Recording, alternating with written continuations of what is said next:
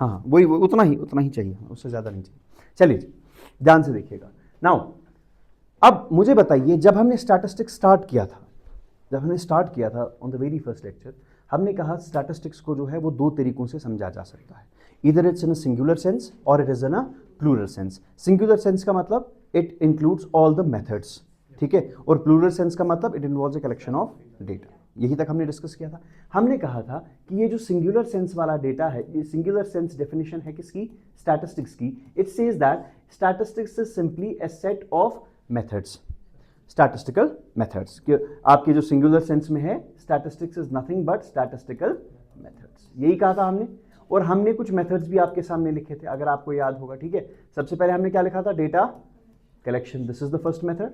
Number second was data organization, very good. The third one was data presentation, very good. Third one was data presentation. Then it was data analysis, and the last one was data interpretation. यहां तक clear था? यही 5 methods आपके थे। और हमने अभी तक जो देखा that was all about data collection. देखा कि नहीं? जब हमने डेटा कलेक्शन, हमने पिछले 4-5 लेक्चर्स में जो हम डिस्कस कर रहे थे, that was nothing but data collection. क्या हमारे पास, पहले हमने डेटा कलेक्शन भी हमने कैसे पढ़ा? पहले हमने देखा डेटा क्या होता है, डेटा के कौन कौन से टाइप्स हो सकते हैं, आपका डेटा किस तरीके से आपको आ सकता है। जब हमने वो नॉमिनल, ऑर्डिनल, इंटरवल, रेशियो वो भी पढ़ा था। हमने पढ़ा था क्वालिटेटिव भी हो सकता है, क्वांटिटेटिव भी हो सकता है, वो वेरिएट और वेरिएबल का डिफरेंस बीच में हमने देखा, ठीक है। तो वो सारी चीज़ें हम डिस्कस कर चुके हैं। सो दैट मीन्स अभी हमारे पास पोजिशन क्या है कि हमारा जो डेटा है दैट इज ऑलरेडी कलेक्टेड।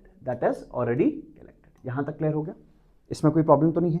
अब कैसे आपने कलेक्ट किया डेटा, कौन सा डेटा कलेक्ट किया, प्राइमरी डेटा कलेक्ट किया कि सेकेंडरी डेटा कलेक्ट किया, प्राइमरी डेटा किस मेथड से कलेक्ट किया, सेकेंडरी डेटा को किस मेथड से कलेक्ट किया, वो सारी चीजें किस में आ जाती है? आपकी डेटा कलेक्शन में।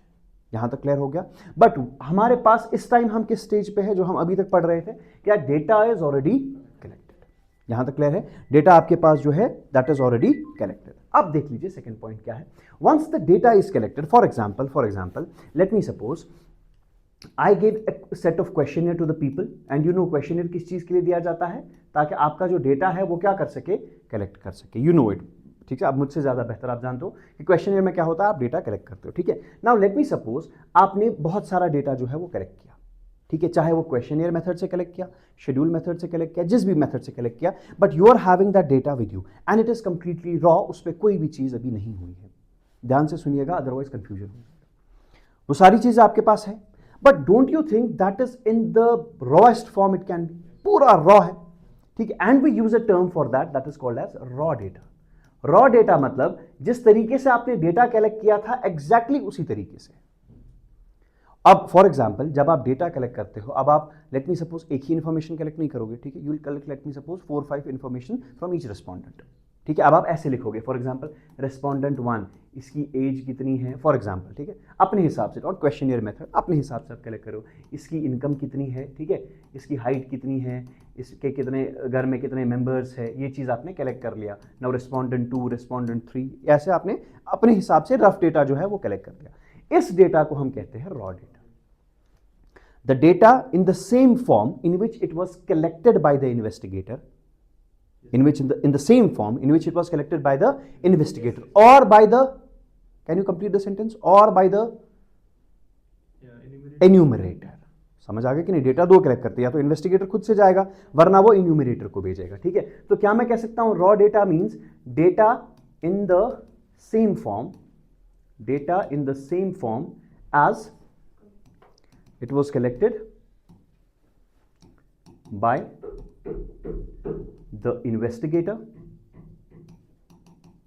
or enumerator, भाई उसी एग्जैक्टली उसी फॉर्म का डेटा, मतलब ये वाला data, this data is called as raw data.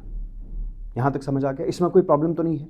But ये जो आपके पास रॉ डेटा है, अब इसमें क्या करनी है? इसमें कुछ चेंजेस करनी है, इसको रिफाइन करके जाना है, ताकि आप फाइनली किस स्टेज पे पहुंचाए? अपनी data analysis and interpretation stage पे पहुंचे। यहां तक क्लियर हो गया? इसमें प्रॉब्लम तो नहीं है। तो ये वाला जो डेटा सेम एग्जैक्टली उसी फॉर्म में, जिस फॉर्म में क्या होगा? कलेक्ट किया गया, that is called as raw data, ठीक है। For example out of these, I'll ask you to write out the income of different people.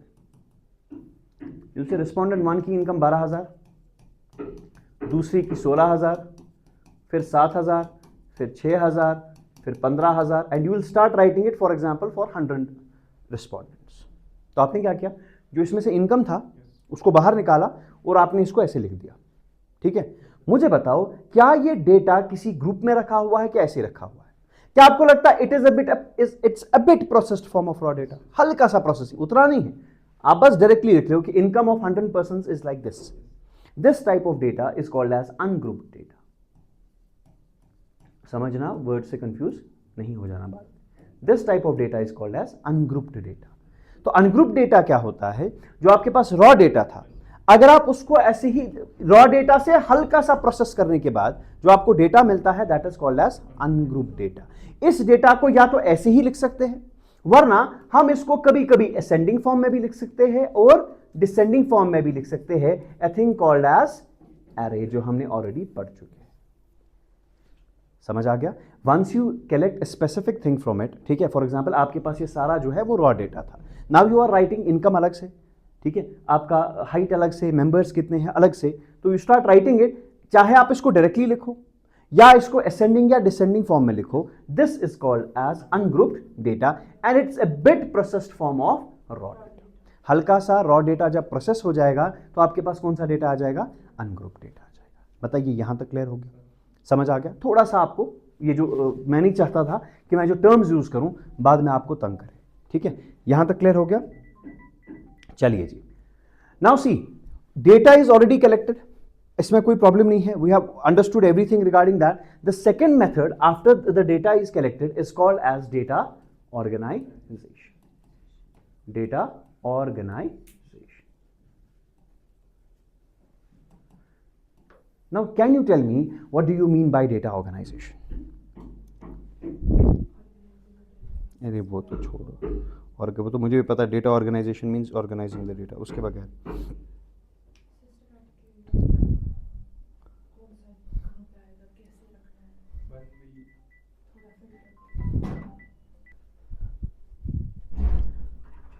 देख लीजिए। अब डेटा ऑर्गेनाइजेशन क्या चीज होती है? अब अगर आपके पास डेटा जो है ये ऑलरेडी क्या था, आपके किस फॉर्म में था? It was in raw form, yes और नो? अगर आप इस रॉ फॉर्म डेटा को थोड़ा सा मीनिंगफुल बनाने की कोशिश करोगे, थोड़ा सा मीनिंगफुल बनाने की कोशिश करोगे, that is called as data organisation. We know organising the data, but what is actually organising the data? अब आप कहोगे सर इससे भी कुछ खास समझ नहीं आ रहा। आप क्या कह रहे हो? मेकिंग द डेटा मीनिंगफुल, वही तो है, वो तो हर कोई स्टेप कर रहा है, वो तो आपका डेटा कलेक्शन भी कर रहा है, जो आपको समझ नहीं आ रहा था, फिर प्रेजेंटेशन भी वही करेगा, डेटा को मीनिंगफुल बनाएगा। बात समझ आ रही है कि नहीं? अब देखो आपके पास ये वाला चीज जो है ये किस तरीके से जो है आपको ये डेटा क्या बनाएगा? मीनिंगफुल डेटा बनाएगा। ध्यान से देख लीजिए, इस डेटा ऑर्गेनाइजेशन में आपके एक्चुअल में 2 स्टेप्स इंक्लूड होते हैं, सब स्टेप्स। ध्यान से सुनना, अभी लिखने की जरूरत नहीं है, बस try to understand. Data collection आ गया आपके पास, डेटा कलेक्शन के बाद दूसरा स्टेप हमारे पास क्या था? डेटा ऑर्गेनाइजेशन, ठीक है, COPAI। So collection is done, then there is organisation. Data organise कैसे करेंगे? हम कहते हैं कि डेटा ऑर्गेनाइज करने के 2 रास्ते आपके पास है। Number first is called as data classification. Data classification. अब ये डेटा क्लासिफिकेशन क्या होता है कि आपके पास जो डेटा है इसको आप क्लासिफाई करने की कोशिश करोगे। Classify in what sense?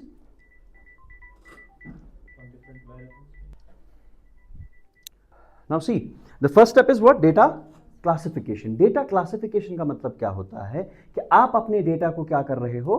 Classify कर रहे हो। और जब भी आप अपने डेटा को क्लासिफाई करोगे, क्लासिफाई करने का मतलब इसको अलग अलग करने की कोशिश करोगे, तो किसी ना किसी फैक्टर के बेस पे आप इसको क्लासिफाई करने की कोशिश करोगे, हाँ या ना?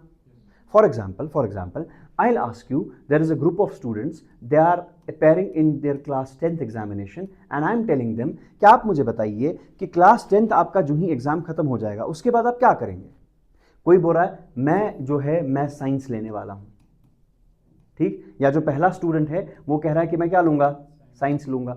दूसरे स्टूडेंट से मैंने कहा, उसने कहा सर आर्ट्स लूंगा। तीसरे स्टूडेंट से मैंने कहा, उसने कहा सर साइंस लूंगा, ठीक है। चौथे से मैंने कहा सर, उसने कहा तो सर मैं तो कॉमर्स लूंगा, ठीक है। और एक से मैंने कहा, उसने कहा सर ये सब बकवास है, I will go for business, similarly और एक स्टूडेंट ने कहा साइंस, फिर से कहा किसी ने arts, commerce and so on. Let me suppose it was I was talking about how many students, 50 students in a class. ठीक.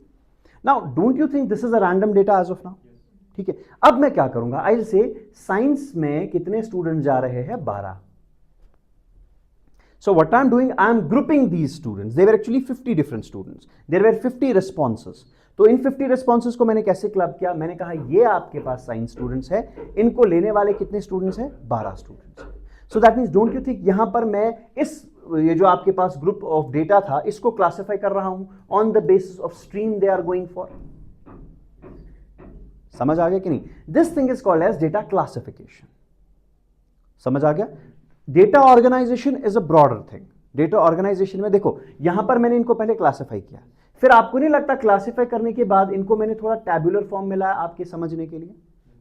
This is also a part of data organisation. So data organisation में दो चीजें आती है.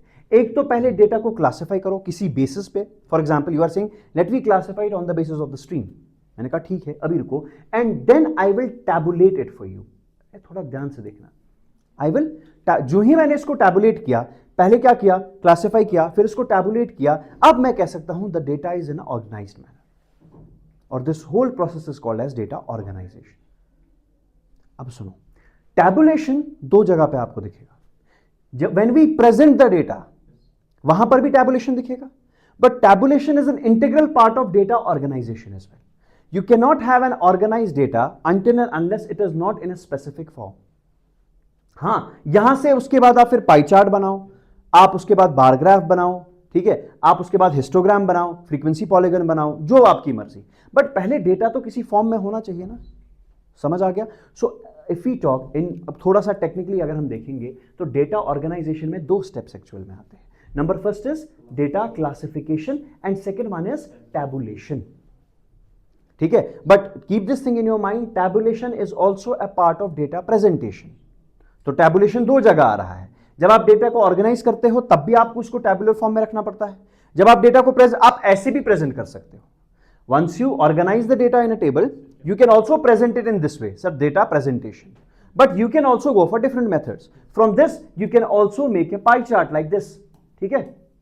From this, you can also make bar graphs like this. ठीक है? From this, you can make histograms. बात समझ आ रही कि नहीं? So that means आपके पास organized data था.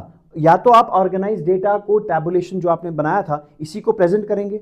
So then it becomes data presentation method as well. But यहां से आप और भी चीजें जा सकते हैं. तो this thing becomes data presentation and this becomes a part of data organisation. समझ आ गया कि नहीं? बहुत बहुत बहुत ज्यादा इंपॉर्टेंट है. यहां तक क्लियर हो गया? कोई प्रॉब्लम तो नहीं है? बस एक बार फिर से समझिए चीजें क्या. यहां तक कोई डाउट तो नहीं है? समझ आ गया? नाउ सी, हमने कहा कि आपको जब भी डेटा को क्या करना होगा, when you have to go for data organisation, आपके पास दो चीजें आती हैं. सबसे पहले आप क्या करोगे, आप अपने डेटा को क्लासिफाई करने की कोशिश करोगे, a process called as data classification. समझ आ गया कि नहीं? Can you tell me whenever you are classifying the data, आप अपने डेटा को क्लासिफाई कर रहे हो, क्या आप मुझे बता सकते हो वो क्लासिफाई कैसे होनी चाहिए, वो क्लासिफिकेशन किस तरीके से होनी चाहिए? मतलब what should be the basis. चलो बेसिस कुछ भी हो सकता है. क्लासिफाई जब आप करोगे तो आपके दिमाग में क्या है कि मैं क्यों क्लासिफाई कर रहा हूं, और जब आप क्लासिफाई करोगे तो डेटा कैसा रहेगा उस time. See what I mean to say? I mean to say, थोड़ा सा मैं बताऊंगा, आपको समझ आ जाएगा. जब भी मैं डेटा को क्लासिफाई करूंगा, किस तरीके से क्लासिफाई करना है और क्लासिफाई करने से क्या होगा, ये दो सवाल आपके पास है. जब भी मुझे डेटा को क्लासिफाई करना है, the first thing I have to keep in mind is homogeneity. Is what? Homogeneity means कि आप इसको क्लासिफाई कर रहे हो, अलग अलग क्लासेस में बना रहे हो, तो वो जो एक क्लास है, they should be similar. That means within the class there should be homogeneity and heterogeneity between two different classes. You are getting the point? For example, इसी क्लास आपने क्या किया, आपने इनको क्लासिफाई किया था किस बेस पे, स्ट्रीम के बेस पे. ठीक है, तो जब आपने कहा साइंस साइंस साइंस साइंस, तो जब आपने इनको कैटेगराइज किया तो आपको नहीं लगता इस वाले क्लास में सिर्फ साइंस वाले स्टूडेंट्स थे? This is not the class of your school. इस ग्रुप में, ठीक है, let's not use the technical word, इस ग्रुप में सिर्फ साइंस वाले स्टूडेंट्स थे. फिर जो आपने दूसरा जब आपने क्लासिफाई किया तो वो आर्ट्स वाले स्टूडेंट्स आ गए, तो इस वाले ग्रुप में सिर्फ आर्ट्स वाले स्टूडेंट हैं. So that means there is homogeneity in between this group. और class to be more technical enough, कि इनके बीच में ये सारे के सारे आर्ट स्टूडेंट है, you are getting the point, ये सारे के सारे साइंस स्टूडेंट है, so that means in within the group there is homogeneity, और ग्रुप के बीच में क्या है, हेटेरोजेनिटी, ताकि वो उस बेस पे अलग हो जाए। समझ आ गया, यहां तक क्लियर हो गया, very good. The first point you have to keep in mind when you are going for data classification is that there should be homogeneity. Homogeneity समझ आ गया, होमोजेनिटी मतलब there should be similarity within a group, there should be what, similarity within a group. यहां तक समझ आ गया, इसमें कोई प्रॉब्लम तो नहीं है, शाबाश। Now if I go for second point कि भाई डेटा क्लासिफिकेशन क्यों कर रहे हो और क्या होगा डेटा क्लासिफाई करने से, मैं कह रहा हूं कि सर जब भी आप अपने डेटा को क्लासिफाई करो, whenever you classify the data, ऐसा नहीं होना चाहिए कि आप क्लासिफाई करने के बाद कुछ चीजें ऐसी है जो किसी में नहीं आ रही है। इन अ सेंस आपने यहां पर क्या किया, जब मैंने यहां पर क्लासिफाई किया, मैंने कहा on the basis of stream you are going to take in the 10th class. But अगर आपने देखा होगा एक वाला बिजनेस का भी था, वो बिजनेस करना चाहता था, वो बिजनेस स्ट्रीम नहीं लेना चाहता था, वो अपना ऑक्यूपेशन डिफाइन करने वाला था, ये आगे पढ़ाई करने वाले थे। तो जब भी आपको डेटा को क्लासिफाई करना है तो you have to ensure this fact कि जो आपने क्लासिफिकेशन की है उसमें हर कोई बंदा फिट इन हो जाए। समझ आ गया कि नहीं? So that means it should have exhaustiveness. Exhaustiveness मतलब whenever you will classify, no one is left behind, no one is left behind, in the sense कि आप ऐसा क्लास ना बनाओ कि कोई बंदा किसी में फिट इन नहीं हो रहा। You are getting the point कि नहीं? ओवरऑल आइडिया आ रहा है ना किस तरीके से क्लासिफिकेशन में क्या क्या चीज है। पहली चीज क्या होनी चाहिए, होमोजेनिटी, सिमिलर, एक ग्रुप बिल्कुल सिमिलर होना चाहिए उस बेस पे जिस बेस पे आपने कैटेगराइज किया। दूसरा, ऐसा नहीं होना चाहिए कि आप किसी को बिठाओ, जब आपने क्लासिफाई किया तो एक बंदा आ गया वो परेशान, मैं किस ग्रुप में चला जाऊं, ठीक है, आपने इसको भी उठाया, दो बंदे आ गए, now you are not able to put them anywhere. समझ आ गया? और इसीलिए इसी चीज की वजह से, ताकि एग्जॉस्टिवनेस हमेशा रहे, हम यूजुअली क्या करते हैं, whenever we go for classification, हम हमेशा एक ग्रुप रखते हैं अदर्स, आपने देखा होगा, एनी अदर, ताकि हर कोई बंदा जो है वो कहीं ना कहीं फिट हो जाए। बात समझ आ रही कि नहीं? For example I ask you a question, for example यही वाला था, what stream are you taking, science, arts, commerce, आप किसी को बिजनेस करना, वो कहां जाएगा, एनी अदर।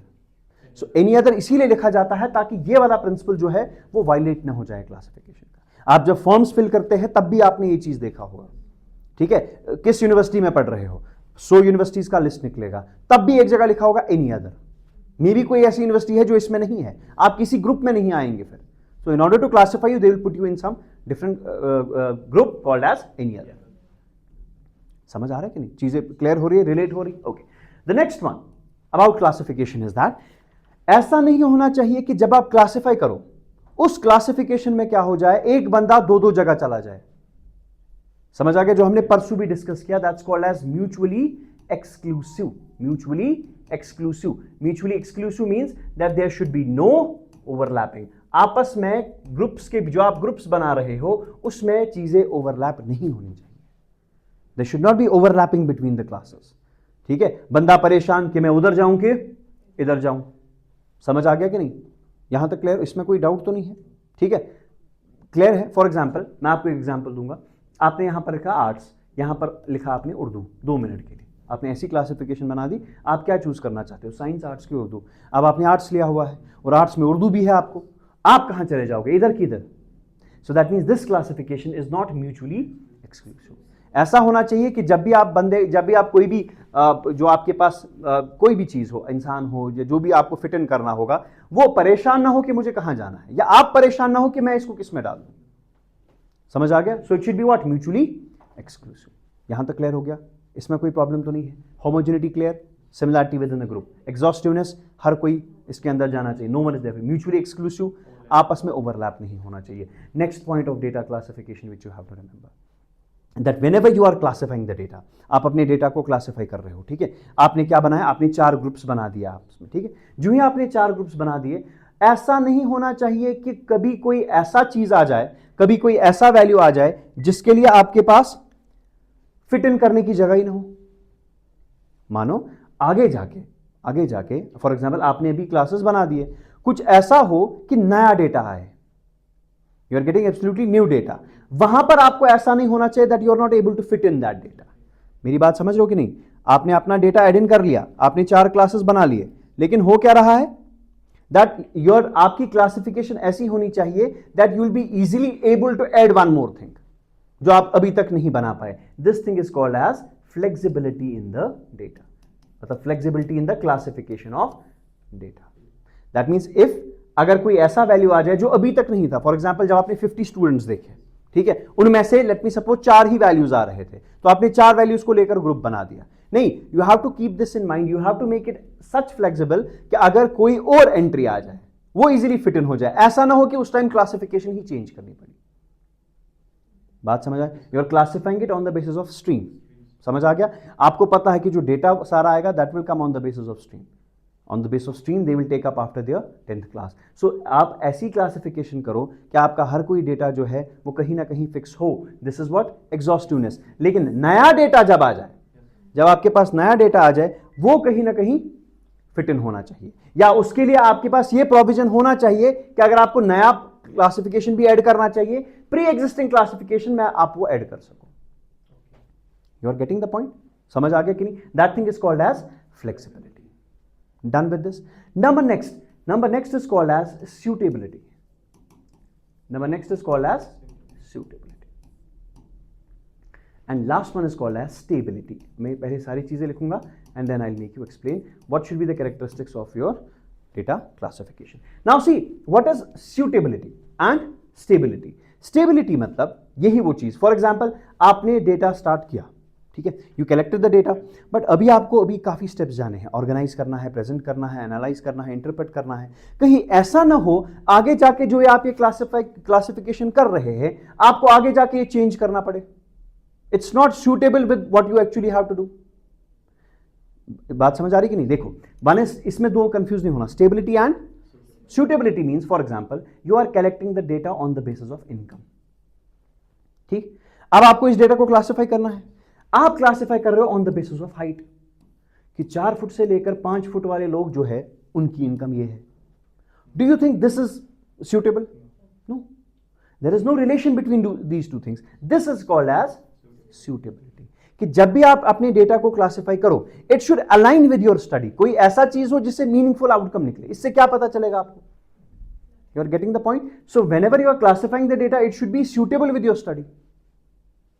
क्लियर होगा कि नहीं? हाँ, एज ग्रुप के साथ इनकम लगा दो चलेगा, बट वेट के साथ इनकम लगा दो कि 60 किलो के जो बंदे हैं वो इतना कमा रहे हैं. Do you think this classification is rational? No. This thing is called as suitability.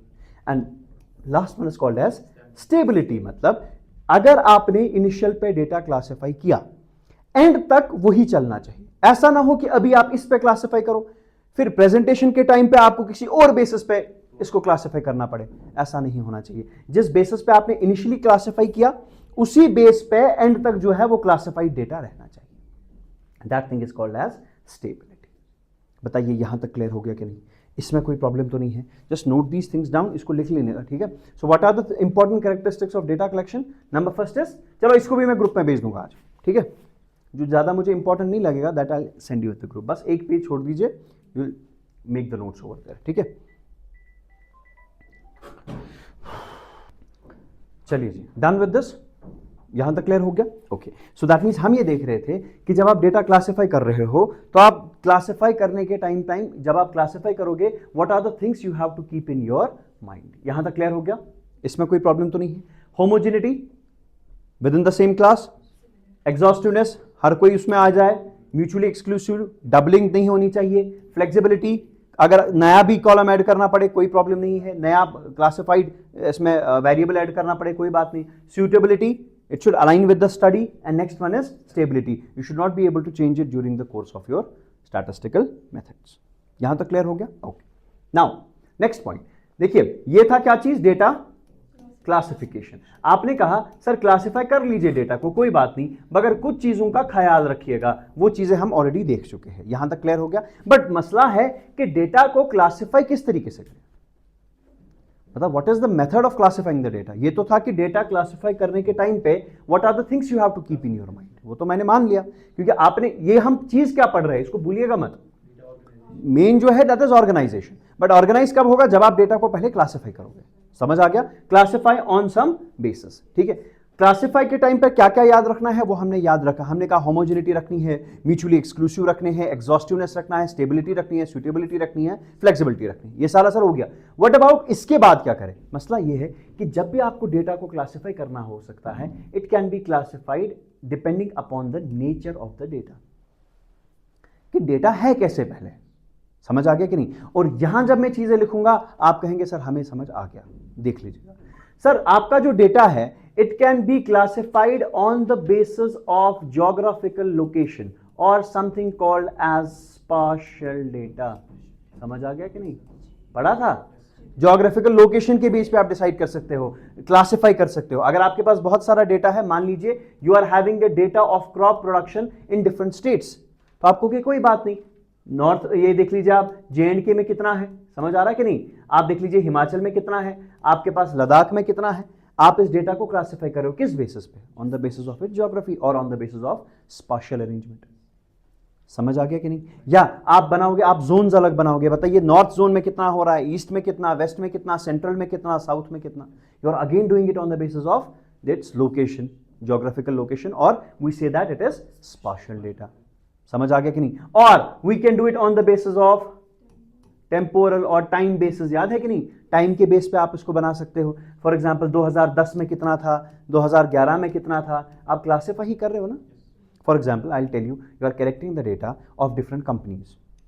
यहां देखो, दिस इज कंपनी ए, आप इसके पास गए, इसने कहा सर 2010 में मेरा प्रोडक्शन 110 टन था, 2011 में मेरा प्रोडक्शन 120 टन था, 2013 में मेरा प्रोडक्शन 140 टन था। Then you go to company B, C, D, E, F and you cover the entire state. समझ आ गया? टोटल 100 कंपनीज हैं आपके पास। कितनी कंपनीज है? 100 कंपनीज है।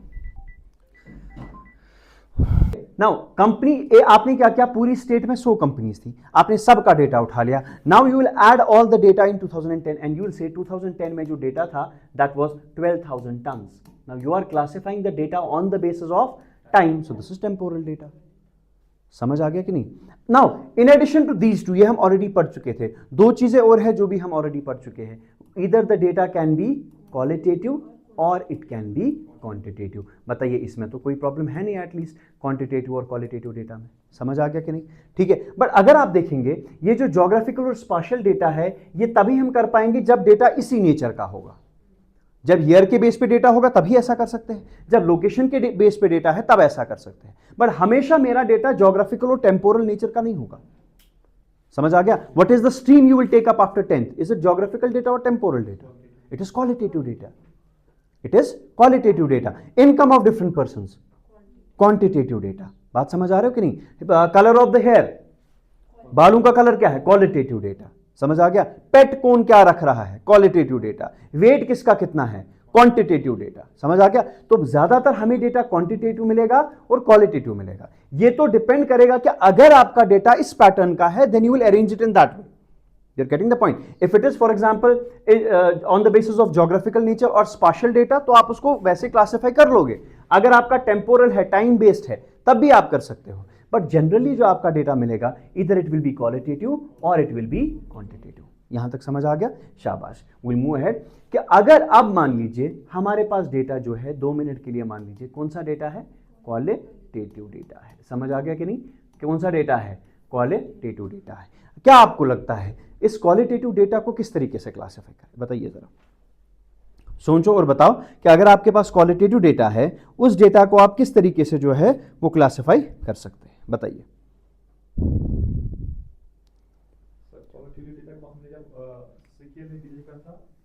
स्केल तो क्लासिफाई इसको अब आपस में क्लासिफाई करना है। दैट मीन्स अगर आपके पास क्लासिफाई करने का मतलब ऐसा भी हो सकता है, इसको कंप्रेस करना है। डेटा बहुत सारा है, इसको थोड़ा सा कंप्रेस करने की कोशिश करनी है। वो चले मैं ही बता दूं। एट्रीब्यूट, हाँ, मतलब फिर क्या करेंगे, किस तरीके से? ठीक है, मैंने भी दिखाया अभी, बस वही बोलना जो मैंने किया अभी। देखो मैं आपको बताऊंगा, जो आप कह रहे हो सही है, जो आप सोच भी रहे हो वो भी सही है। आप देखो क्या सोच रहे हो। आप कह रहे हो अगर हमें क्वालिटेटिव डेटा आ गया, let me suppose we are having information regarding pets. ठीक है सर, ये हो गया आपका। लेट मी सपोज आप 20 लोगों के पास चले गए। कितनों के पास? 20 लोगों को आपने सर्वे की रिगार्डिंग कि what is the type of pet they are having. ठीक है, now it's like this, dog, cat, cat, tortoise, cat, dog, cat, tortoise, elephant, tortoise, cat, 1 2 3 4 5 6 6 12, dog, cat, cat, cat, 18. This is the data. This is qualitative data collected from 20 persons. क्या problem है? कोई problem नहीं अभी तक. ठीक है, अब इस डेटा को कैसे क्लासिफाई करोगे आप? इसको कैसे कंप्रेस करने की कोशिश करोगे? कैटेगराइज करोगे on the basis of type of pet, obviously. ठीक है, आप क्या बोलोगे? आप कहोगे सर डॉग जो है वो कितनों के पास है? 1 2 3 4 लोगों के पास है. समझ आ गया कि नहीं? यहां तक क्लियर? यू आर सीइंग कि ये जो डॉग आपके पास है ये कितनों के पास था? 4 के पास. चलिए सर कैट का बताइए. लेट मी सपोज कैट जो है वो 12 लोगों के पास थी. ठीक है, आपके पास और कौन सा जानवर रखा था मैंने? टॉर्टाइज जो है वो 2 लोगों के पास था. और कौन सा था? चलो मान लो 2 मिनट के लिए, 1 मिनट इतना सा एलिफेंट सुन जाओ पायलट के. ठीक है, 16 2 18 2 20. समझ आ गया कि नहीं? ये आ गया 20 एनिमल्स का classification. So that means what I am doing whenever I am having data of which nature? Qualitative nature. तो मैं क्या करता हूं? I take the basis of that one, factor ले लिया मैंने डॉग, एंड सी कि how many times I am having this factor.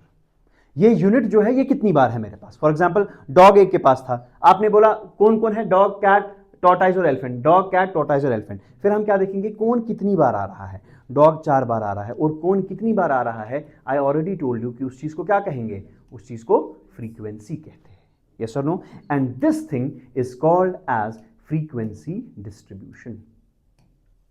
बताइए समझ आ गया कि नहीं? आपके पास जब भी क्वालिटेटिव डेटा होगा, उस क्वालिटेटिव डेटा को आप किस तरीके से कंप्रेस करने की कोशिश करोगे? फ्रीक्वेंसी डिस्ट्रीब्यूशन से. So what is frequency distribution? Now frequency distribution will say कि भाई आपकी ये जो ऑब्जर्वेशन थी, ये डॉग वाली जो ऑब्जर्वेशन थी, ये कितनी बार एग्जिस्ट कर रही है. So whenever you are having qualitative data, this is the way you will try to squeeze the data और क्लासिफाई द डेटा. आप ऐसे क्लासिफाई करोगे. जब भी आपके पास क्वालिटेटिव डेटा आएगा, मैं आपको बोलूंगा क्लासिफाई करो, आप बोलोगे सर कोई बात नहीं, फ्रीक्वेंसी डिस्ट्रीब्यूशन बना देंगे इसका. समझ आ गया कि observation occurring how many times. समझ आ गया कि नहीं? लेकिन अगर आप देखोगे, आपको नहीं लगता मैंने इसको थोड़ा टेबल फॉर्मेट में लाया, तो ऑटोमेटिकली इसमें क्या चीज, किस चीज का एलिमेंट आ गया? टैबुलेशन का एलिमेंट. पहले क्लासिफाई किया on the basis of pet you are having, and then I tabulated it. समझ आ गया? तो अब मेरा डेटा ऑर्गेनाइज्ड हो गया. बताओ समझ आ गया कि? Now the data is organised. First I classified it on the basis of the type of pet you are having, and then I derived its frequency distribution. लेकिन आपको नहीं लगता फ्रीक्वेंसी डिस्ट्रीब्यूशन बनाने के लिए मैंने इसको टेबुलर फॉर्मेट दिया कि नहीं? So that means now the data is organized. Clear? समझ आ गया कि नहीं? यहां तक कोई प्रॉब्लम तो नहीं है? I repeat it once again. देखो यहां से रिपीट करना. ये देखो, जब भी आपको डेटा क्लासिफाई करना होगा, वो किसी ना किसी बेस पे क्लासिफाई करोगे. कोई ना कोई बेसिस होगा ना जिस बेसिस पे आप क्लासिफाई करोगे. वो या तो स्पार्शियल डेटा हो सकता है, दैट मीन्स मगर जब डेटा वैसा होगा तभी जाके मैं कर सकता हूं. जरा मैं भी आप मान लूं इसको स्पार्शियली अरेंज करके दो, अरेंज इट ऑन द, इस डेटा को जो है उसको स्पार्शियली अरेंज करके दो, टेम्पोरली अरेंज करके दो. नहीं होगा. उसके लिए वैसा डेटा होना चाहिए. बट एक्सेप्ट दीज टू, आपके पास हमेशा डेटा जो है वो क्वालिटेटिव होगा या क्या होगा? क्वांटिटेटिव डेटा होगा. समझ आ गया? जब भी आपके पास क्वालिटेटिव डेटा होगा, आप क्या बोलेंगे? आप बोलेंगे लाइए इधर, बताइए कितनी ऑब्जर्वेशन है, कितनी डिफरेंट टाइप्स ऑफ ऑब्जर्वेशन है. समझ आ गया? आप क्लास 10th के बाद बोल रहे हो, लिख लीजिए आर्ट्स लिख लीजिए, साइंस लिख लीजिए, ठीक है, आप मेडिकल लिख लीजिए, इंजीनियरिंग लिख लीजिए. लिखे 4 चीज. So these are the different types of observations. Against these types of observations you will write their frequency कि कौन कितनी बार आ रहा है. and once you are drawing this thing is called as frequency distribution. यहां तक clear? so can I say the method of classifying qualitative data is frequency distribution? yes or no? the method of classifying which data? Qualitative data. कौन सा data? Qualitative data. Sir कोई बात नहीं, qualitative data है, इसका एक frequency distribution बना दीजिए. ये जट से आपका जो डेटा है वो क्लासिफाई भी हो जाएगा और ऑर्गेनाइज भी हो जाएगा. समझ आ गया? इसमें कोई प्रॉब्लम तो नहीं है. For example if I take it over here, आपने क्या किया? आपने क्लासिफाई किस बेस पे किया था? ये on the basis of name of the pet और पेट टाइप. ठीक है, इसी बेसिस पे क्लासिफाई किया था. यस और नो? कौन कौन था आपका? डॉग था सर, कैट था, आपके पास टॉर्टाइज था, और आपके पास क्या था? एलिफेंट था. यही था।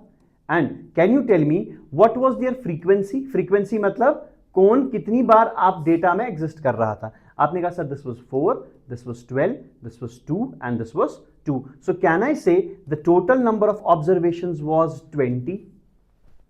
यस और नो, है ना, जमा किया, कुछ खास नहीं किया, ठीक है, ऐड करके I told you that the total number of this pets is what, और the total frequency is what, 20।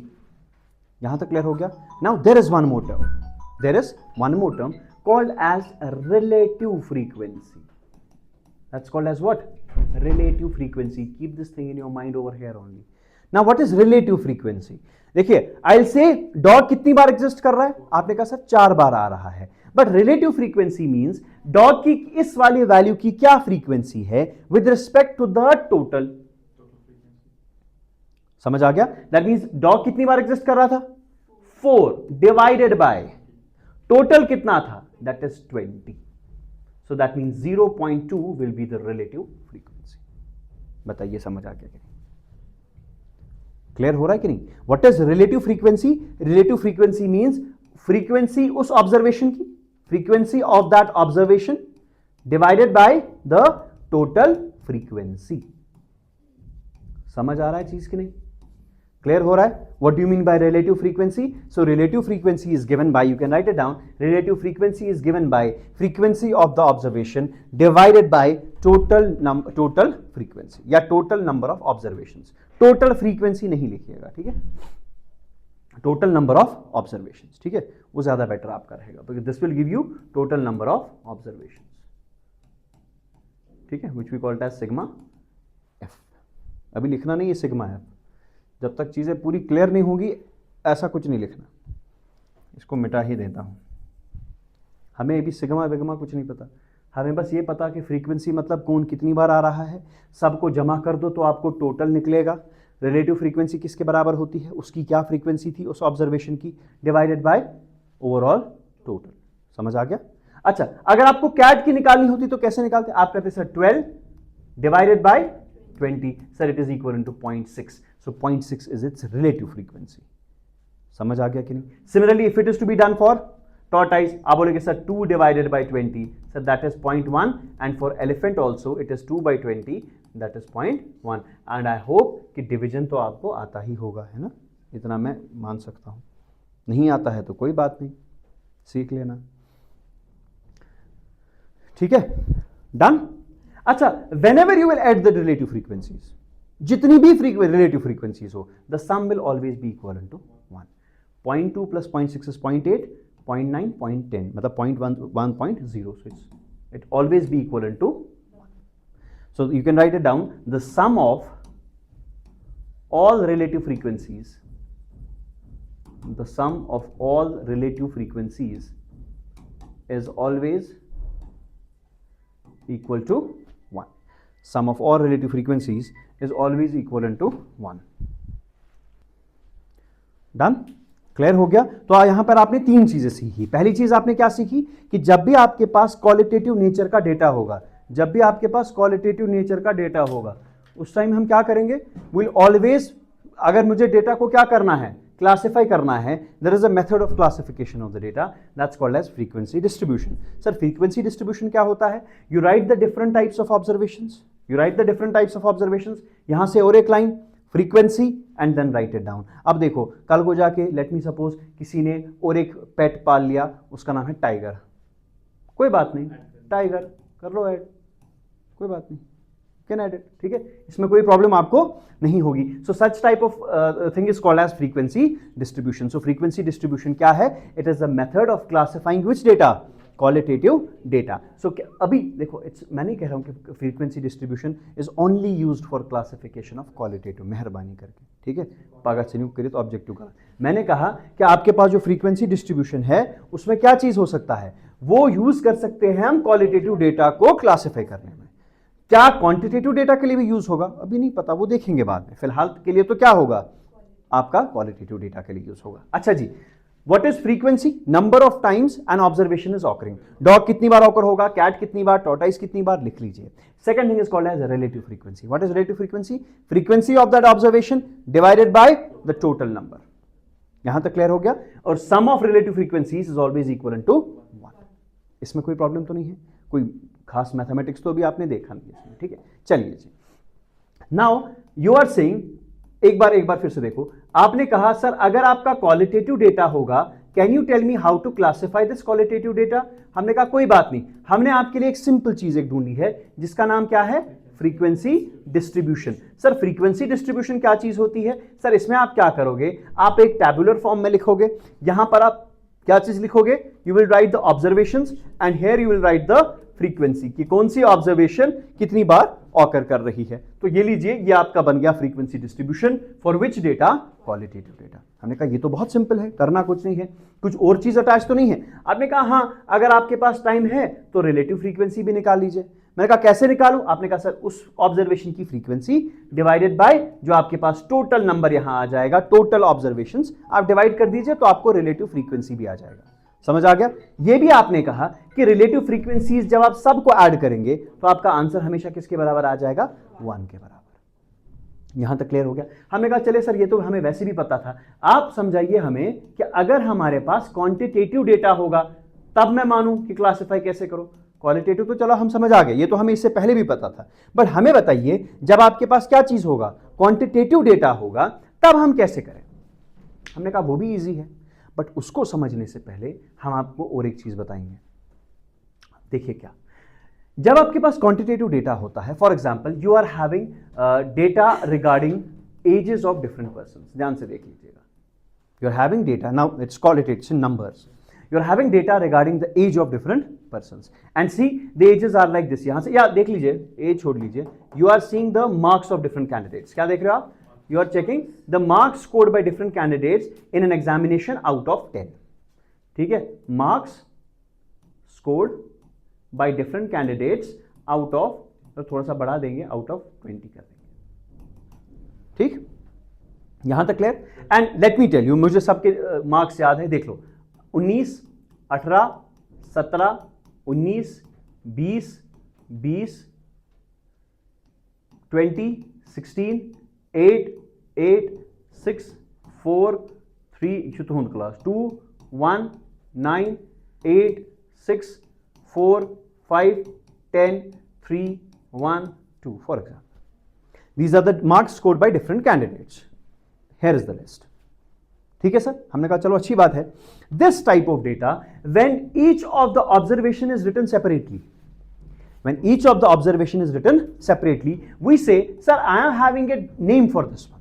Whenever there is a quantitative data, qualitative की बात नहीं कर रहा हूं, whenever I am having a quantitative data and each of the observation is written as such, sir this type of data is called as individual data because each observation is written individually। yes or no?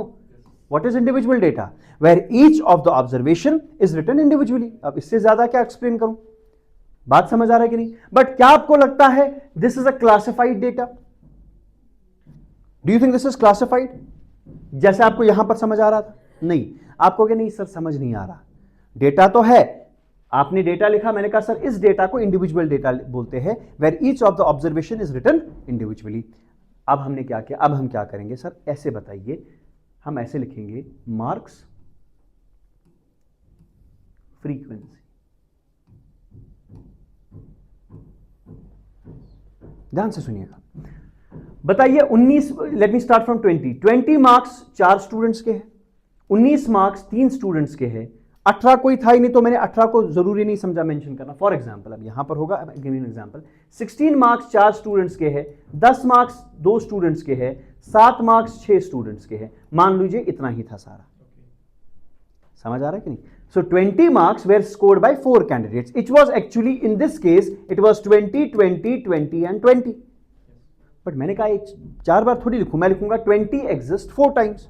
Don't you think this is again a frequency distribution? Yes or no? Yes or no? Yes. This is frequency distribution again. Which observation is occurring how many times? But when it is a quantitative data, it's what? Quantitative data, and the data is presented in this format in the form of frequency distribution. This data is called as discrete data. Discrete, individual. वहां पर वो अलग छोड़ा, discrete जो आपके पास इससे पहले पढ़ा था ना, वो वेरिएबल का था। अब समझो, अभी उधर उधर इधर लिखोगे फिर एमसीक्यूज में। सुनो, वो जो था that was discrete and continuous variables. Discrete variable means which can take value which is numerical value 2 3 4 5 6 whole numbers. But what is continuous variable? A variable that can take any value in decimals, in whole number, जो इसकी मर्जी। What is discrete data? Discrete data is that data which is in this format of frequency distribution. What is individual data?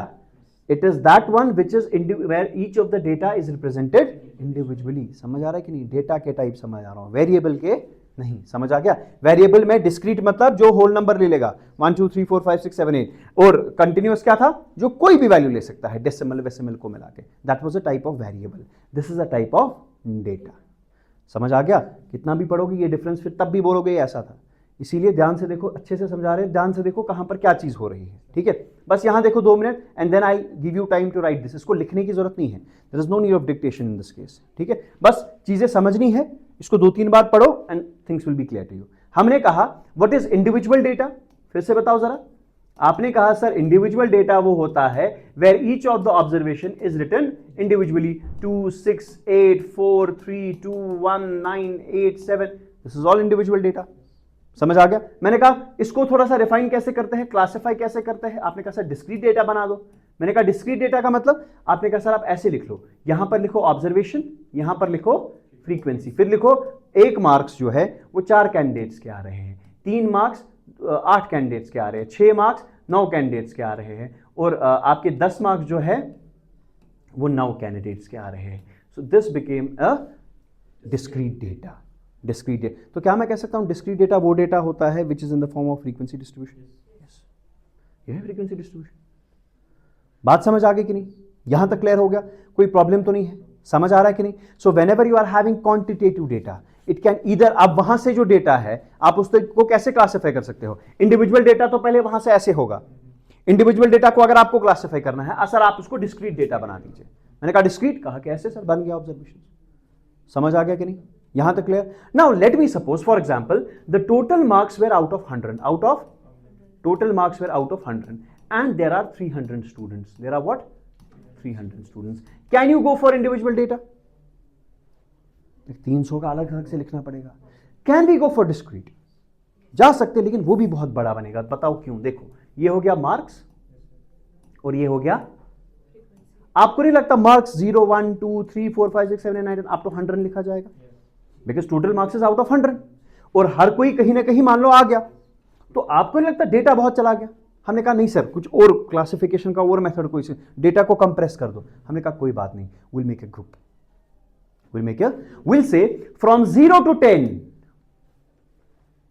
12 candidates are there. Sir will make a group, no problem, आपको और easy कराएंगे। करना क्या है? Data को compress करने की कोशिश करनी।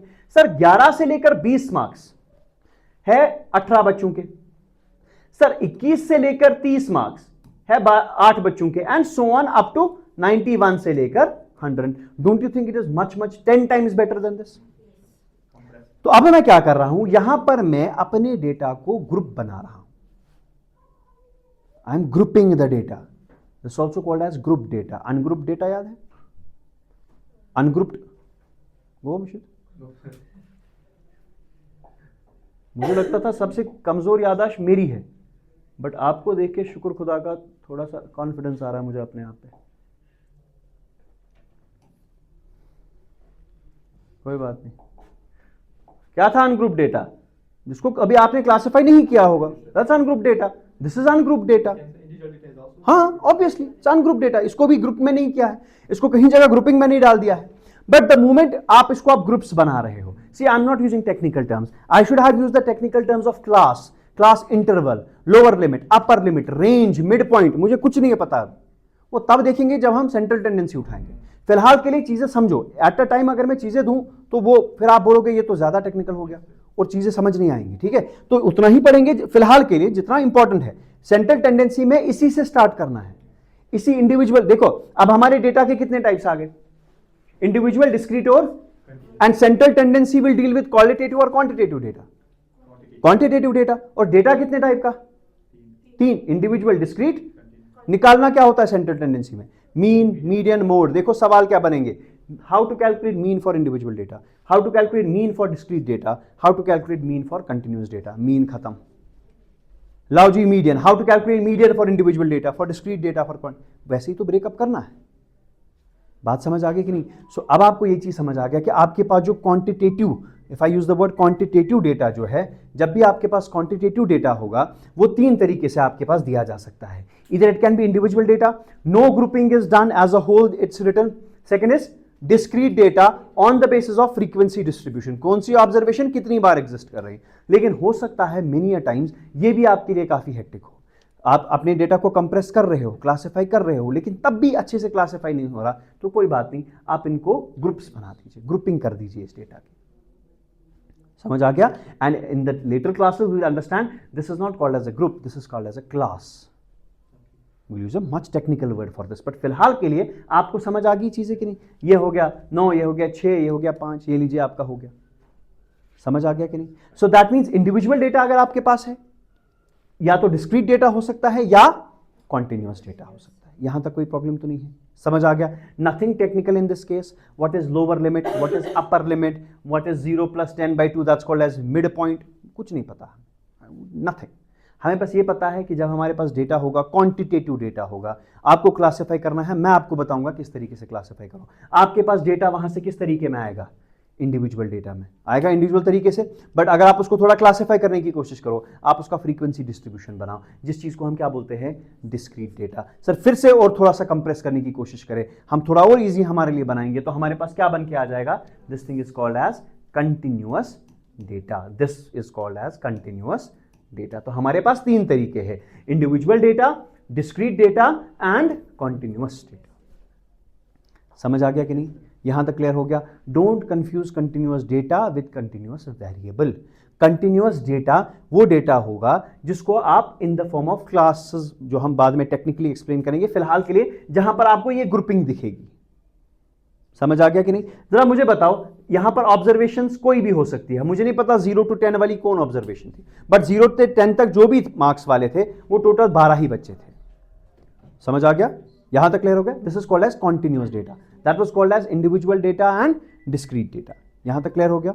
समझ आ गया? So this is all for today. Tomorrow will start explaining with much better things. ठीक है, अब टैबुलेशन कल एक्सप्लेन करेंगे। ठीक है, रेस्ट विल डिस्कस टुमारो इंशाल्लाह।